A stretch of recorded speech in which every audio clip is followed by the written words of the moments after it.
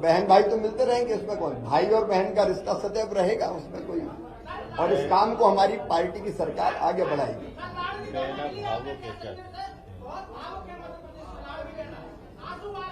सबके प्यार के लिए मैं उनको प्रणाम करता हूं, और भाई और बहन साथ है, और सरकार भी उनके कल्याण के काम करती रहेगी।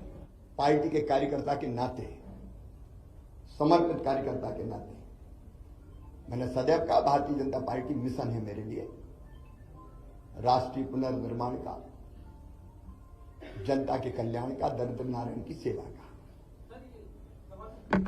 वो काम लगातार चलता रहेगा।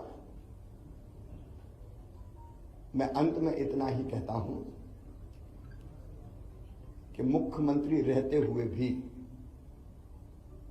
जनता से मेरे रिश्ते कभी मुख्यमंत्री और जनता के नहीं रहे,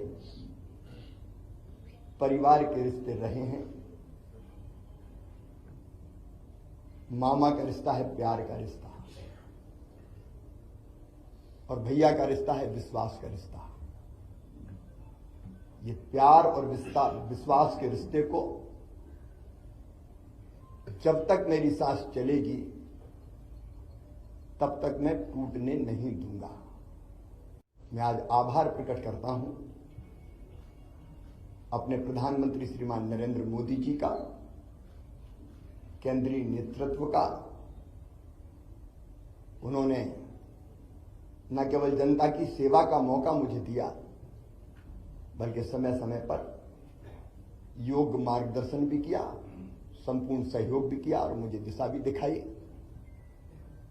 मैं अपने प्रदेश के नेतृत्व का हृदय से आभारी हूं। प्रदेश अध्यक्ष जी सहित सभी मित्रों ने, संगठन के कार्यकर्ताओं ने सदैव मुझे सहयोग किया, कदम से कदम और कंधे से कंधा लेकर हम मिलाकर हम साथ चले। मैं आभारी हूं प्रदेश की अपनी जनता का, जिन्हें मुझे दूसरा माना ही नहीं, अपने बीच का ही कोई माना, अपना ही है। कभी गले लगाता था तो गले लगते थे, बच्चे छोटे छोटे वो मामा कह के पुकारते थे, मैं उनको चूमता था, गले लगाता था, गोद में उठाता था। ये ऐसा अद्भुत है जो मैं कभी ना तो छोड़ सकता और ना भूल सकता। मैं अपनी जनता का भी हृदय से आभारी हूं। मैं अपने प्रशासनिक मित्रों को भी धन्यवाद देता हूं इन योजनाओं को बनाने में। अब लाडली बहना जैसी योजना की केस स्टडी होनी चाहिए, 6 महीने के अंदर बनना और ढंग से इंप्लीमेंट होके बिना किसी डिफेक्ट के खाते में पैसा पहुंच जाने, प्रशासनिक दक्षता का एक उत्तम उदाहरण मैं मानता हूं। अपने उन सभी सहयोगियों का भी मैं हृदय से आभार व्यक्त करता हूं। मैं समाज के हर वर्ग का, पेशा जैसा कानून हमने लागू किया, अनुसूचित जाति के कल्याण की भी कई योजनाएं बनाई।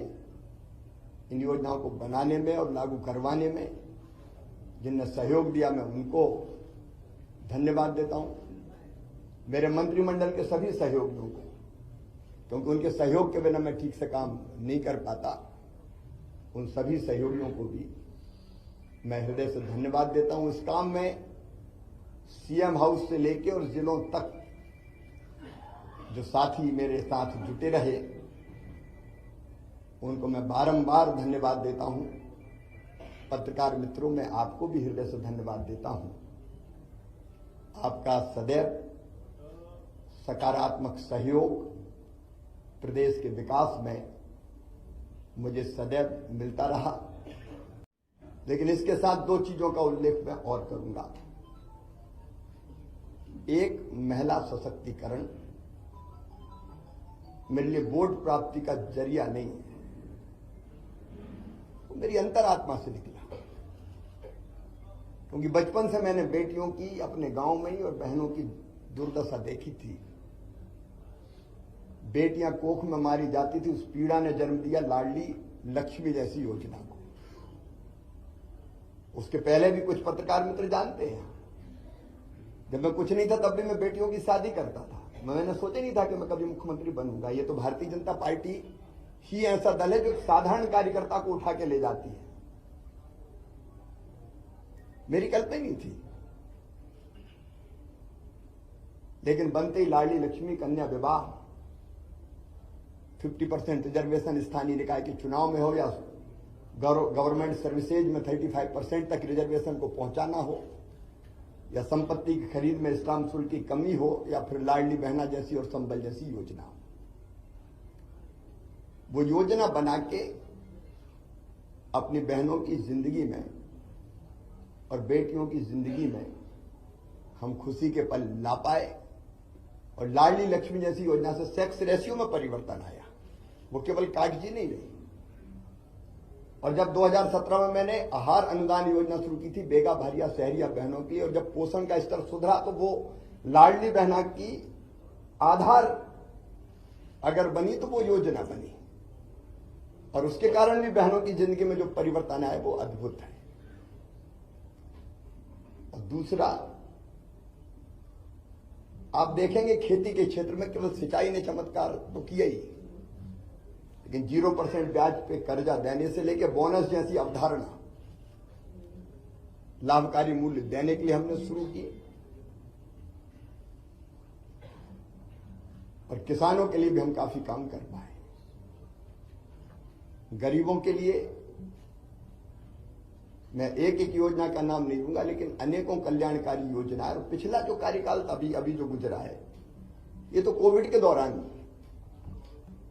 2 साल तो कोविड रहा, 1.25 साल ही हम ढंग से काम कर पाए। और कोविड में भी मैं एक चीज मुझे रोमांचित करती है, जब मजदूर पैदल आ रहे थे अपने सर पे गठरियां रख के, तो मेरी अंतरात्मा ने कहा कि मध्य प्रदेश की धरती पर कोई मजदूर पैदल नहीं चलना चाहिए। वो कठिन समय था, बसें लगाना और लोग नियुक्त करना, कर्मचारी अधिकारी, लेकिन हमने मध्य प्रदेश की धरती पर फिर मजदूरों को पैदल नहीं चलने दिया। सीएम राइज स्कूल में मानता हूं अस्पताल में जन्म लिया इस योजना ने, जब मैं भर्ती था कोविड में खुद। तो कई तरह के काम ऐसे हैं जो हम कर पाए, और आज एक संतोष के साथ एक अच्छी सरकार और अच्छा नेतृत्व पार्टी ने तय किया है। उनको सौंप के हम आगे का सफर प्रारंभ करेंगे। हाँ, इतना लंबे कार्यकाल में अगर कोई चीज ऐसी हो गई हो मुझसे, मैं जनता से भी निवेदन कर रहा हूं, मन में कभी मेरी दुर्भावना नहीं रही। अगर कोई काम किए, फैसले किए भी तो कर्तव्य के भाव से किए, और वो फैसला लेने से कहीं किसी को तकलीफ पहुंची हो, जनता को, सहयोगियों को, साथियों को, सब मित्रों को, तो मैं उसके लिए भी क्षमा प्रार्थी हूं। और एक कार्यकर्ता के नाते प्रदेश की जनता की मैं सेवा करता रहूंगा, और पार्टी का एक विनम्र कार्यकर्ता के रूप में पार्टी के मैं काम करता रहूंगा।